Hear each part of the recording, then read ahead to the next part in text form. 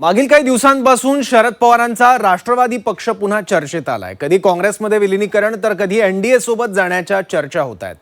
पण या चर्चेत काँग्रेसचे ज्येष्ठ नेते आणि माजी मुख्यमंत्री पृथ्वीराज चव्हाण यांनी केलेल्या एका विधानानं नव्या चर्चेला सुरुवात झाली आहे। पवारांच्या राष्ट्रवादीच्या खासदारांबाबत चव्हाणांनी असं नेमकं काय म्हटलंय पाहूयात।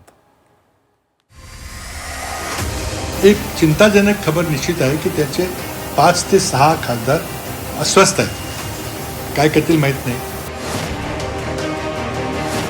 काँग्रेसचे ज्येष्ठ नेते आणि महाराष्ट्राचे माजी मुख्यमंत्री पृथ्वीराज चव्हाण यांनी शरद पवारांबद्दल केलेलं हे मोठं विधान। शरद पवार यांच्या राष्ट्रवादी पक्षाचे 5 ते 6 खासदार अस्वस्थ आहेत असं सांगत पृथ्वीराज चव्हाणांनी नव्या चर्चेला सुरुवात केली आहे।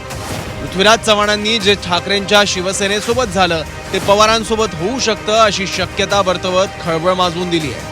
एक्झॅक्टली काय होईल मला माहित नाही। तुमच्यापैकीच काही जणांनी बातम्या दिल्या आहेत की 3 पर्याय आहेत त्यांच्याकडे।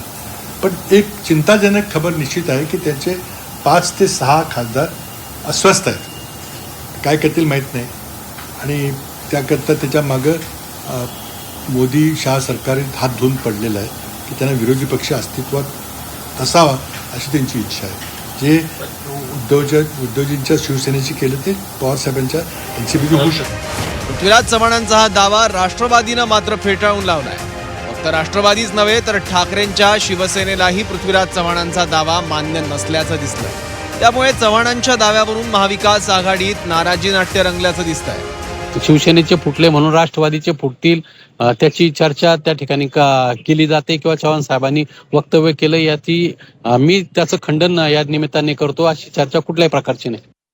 आमच्या कुठल्या खासदारांची त्यांची कुठली भेट झाली आणि कोण त्यांना अस्वस्थ वाटलं, कारण का मी आमच्या सगळ्या खासदार खरं तर आम्ही सगळे 8 जण एक कुटुंब म्हणून काम करतो आणि आमचे 6 खासदार जे एक तर आमच्या पक्षात कोणी नाराज नाही आणि आम्ही एक कुटुंब म्हणून राहतो। त्याच्यामुळे घराच्या बाहेर जाऊन एक तर कोणी नाराज नाही आणि असला तरी तो बाहेर जाऊन बोलला।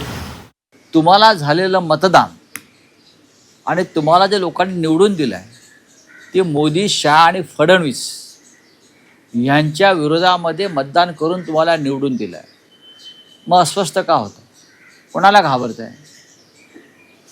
काही कारण नाही ना। मला वाटत नाही की पण अस्वस्थ वगैरे कोणी नसतं। मोदी आणि शहा आणि इतर काही घटक हे दबावाचं राजकारण करतात आणि असे मासे आपल्या गळाला लावतात। पृथ्वीराज चव्हाण हे ज्येष्ठ नेते आहेत, काँग्रेसचे नेते आहेत।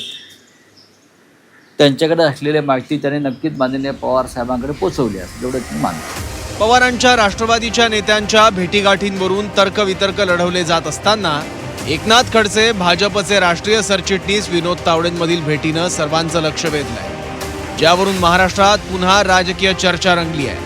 त्याच्यात गैर काय? जर एखाद्या सिनियर नेत्याला कोणी जाऊन भेटलं, त्याची तब्येत विचारली, त्याच्यात गैर काय? म्हणजे मला असं वाटतं की महाराष्ट्राच्या संस्कृतीमध्ये एक काळ असा होता, आता आमचा ना ठाकरेंचाच बघा ना, लांब कशाला जा। ठाकरेंचे आमचे इतके 6 दशकाचे कौटुंबिक संबंध, पण आमचं राजकारण वेगळं होतं। एकनाथ खडसे साहेब माझ्या दालनामध्ये देखील आले होते आणि तुम्हाला जसं कुतूहल होतं तसं मी देखील कुतूहलानं त्यांना विचारलं की तुम्हाला विनोद तावडे साहेब भेटले का? त्याच्यावर त्यांनी इतकं सोप्या भाषेमध्ये उत्तर मला दिलं की असे अनेक लोक मला भेटत असतात। माझे अनेक वर्षाचे ऋणानुबंध प्रत्येक पक्षामध्ये आहेत।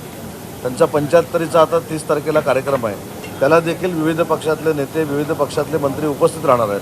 म्हणजे मला असं वाटतं की विनोद तावडे साहेब त्यांना जे भेटले त्याला राजकीय अर्थ कोणी काढू नये। शेवटी त्यांचे पूर्वीपासूनचे संबंध आहेत। यांच्यामध्ये ना कुठला अजेंडा आहे ना यांच्यामध्ये कुठली एकवाक्यता आहे।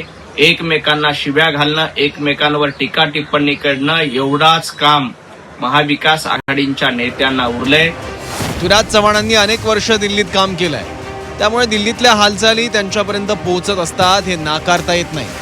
त्यामुळे आता पृथ्वीराज चव्हाणांनी ठाकरेंच्या फुटलेल्या खासदारांचा संदर्भ देत पवारांचे खासदार अस्वस्थ असल्याचा दावा करत पुन्हा फुटीचे संकेत दिले आहेत। त्यामुळे खरंच पवारांचे खासदार फुटतात की पवारच काही निर्णय घेतात या प्रश्नांची उत्तरं येत्या काळातच मिळणार आहेत। ब्युरो रिपोर्ट, झी 24 तास।